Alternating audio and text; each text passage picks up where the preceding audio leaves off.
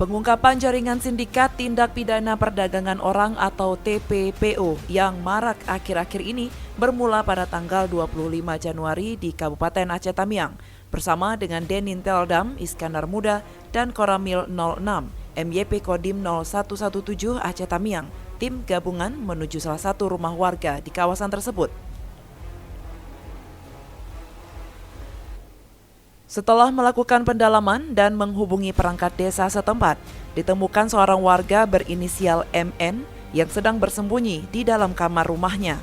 Selanjutnya, MN diamankan di Makoramil setempat untuk dimintai keterangan lebih lanjut.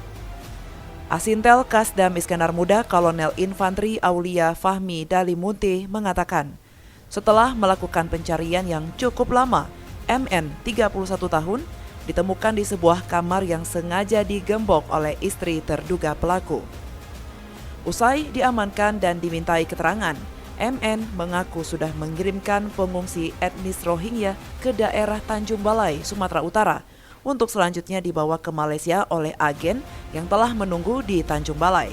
Adanya juga pelaku TPPO yang berasal dari Aceh Tamiang, sehingga dilakukan pengembangan, dipelajari informasi-informasi terkait, dan pada tanggal 25 Januari 2023 tim bergerak menuju Aceh Tamiang.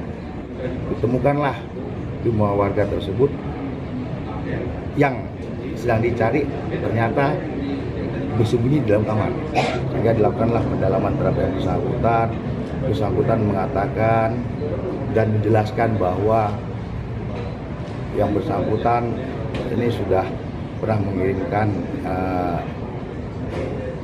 fungsi etnis Rohingya.